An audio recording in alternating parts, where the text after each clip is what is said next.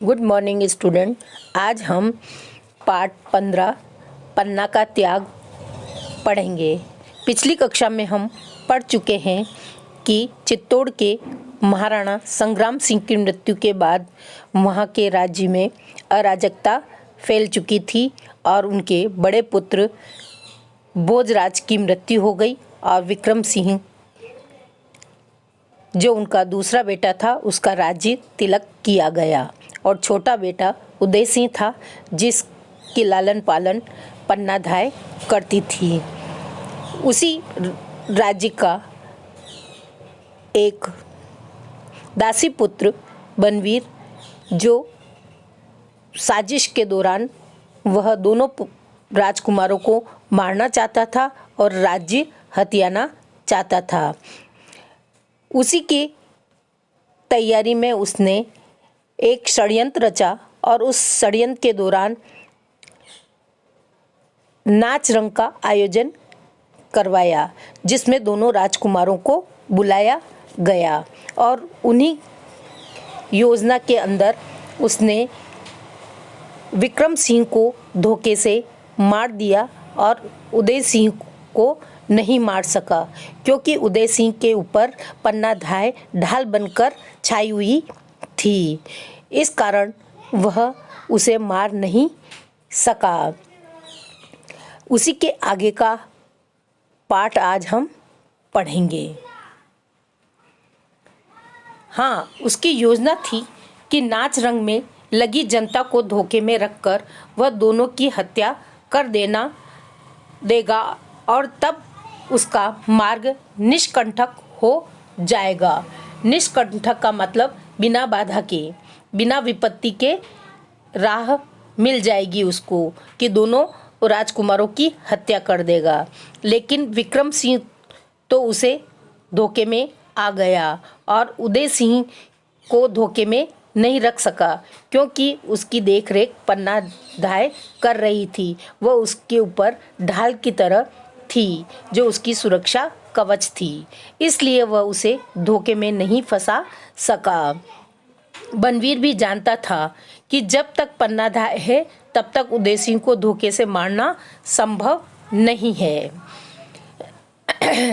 उधर पन्नाधाय को भी पता लग गया कि नगर व्यापी नाच रंग में के बीच हत्याकांड करने वाला है, मगर वह उदय सिंह को लेकर कहीं बाहर भी नहीं जा सकती थी क्योंकि वहाँ बनवीर के आदमी सब और चौकसी पर थे। चौकसी यानी चौकीदारी कर रहे थे और बाहर निकलना निरापद था। निरापद यानी सुरक्षित नहीं था। बाहर निकलना भी सुरक्षित नहीं था। महल में उसे छिपाने से भी कोई लाभ नहीं था क्योंकि सभी और उस बनवीर के भेदिए मौजूद थे। भेदिए यानी उसे भेद बताने वाले मौजूद थे। उसने उदय सिंह को नाच रंग में नहीं जाने दिया, इसलिए वह रूठकर रसोई घर में ही सो गया। कीरत नाम का बारी का मतलब सफाई कर्मचारी जो पन्नाधाय का भक्त था, वह महल में झूठी पतले इकट्ठी करने ले जाने का काम करता था। पन्ना ने उसे सिसोदिया वंश की आन बचाने के लिए यह काम सौंपा कि वह अपने टोकरे में उदय सिंह को छिपाकर चित्तौड़ के किले में बाहर पहुंचा दे और पन्नाधाय के यहाँ वहाँ आने तक उसकी रक्षा करे। कीरत बारी बात का धनी था। वह अपनी बात पर अडिग रहा और उसने उधर कीरत गया और इधर पन्नाधाय का एकमात्र बेटा चंदन तमाशा देखकर घर लौट आया। वह माँ से राजकुमार उदय सिंह के बारे में पूछने लगा। माँ ने हाँ हूँ करके उदय सिंह के शयन कक्ष में ही लाकर खाना खिलाया। उदय सिंह के शयन कक्ष यानी उसके कमरे में ही लाकर उसे खाना खिलाया और प्यार किया और फिर उदय सिंह के पलंग पर ही उसे बिठाकर किसी गहरी चिंता में छाये में डूबे डूबे ही वह उसे अच्छी अच्छी कहानी सुनाने लगी।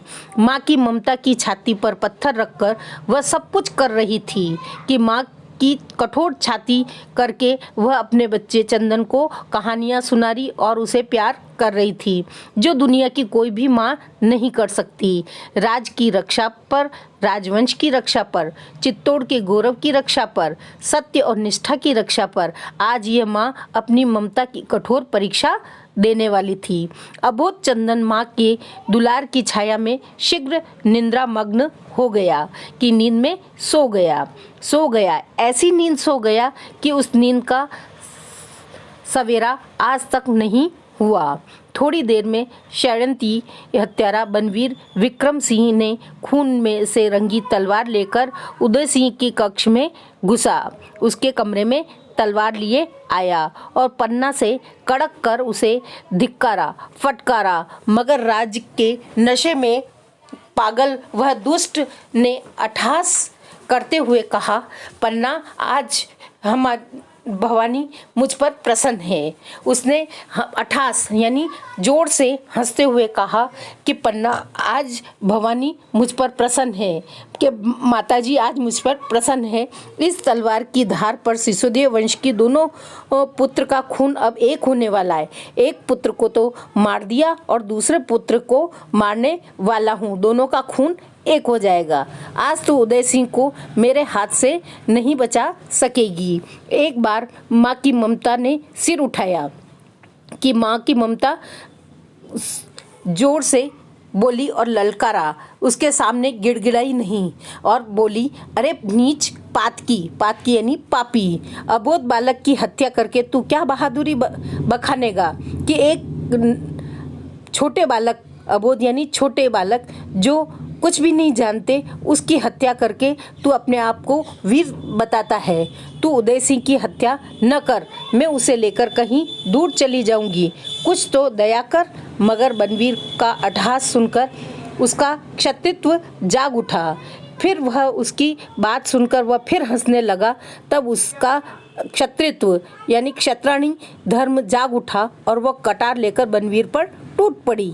भाग्य दुष्टों का ही साथ देता है। खूबी बनवीर की बाह में ही कटार का वार कर बैठी कि पन्ना धाय जैसे ही कटार निकालकर उस बनवीर की ओर दौड़ी कि उसकी बाह हाथ पर उस कटार का वार हो चुका था। उसी में क्रोध में फुकारते हुए उसने पलंग पर सोए बच्चे पर तलवार चला दी। पलंग पर से चीख तक ही नहीं निकली। माँ के कलेजे को भेद कर जो चीख उठी वह आज भी चित्तौड़ के खंडरों में गूंज रही है।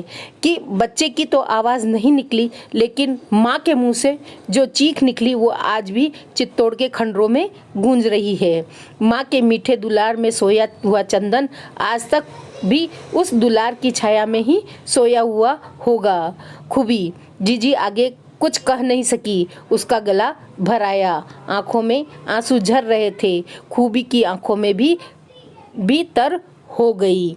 बच्चों, यही उस माँ का त्याग है जो अपने राज्य वंश को बचाने के लिए अपने बच्चे का त्याग किया।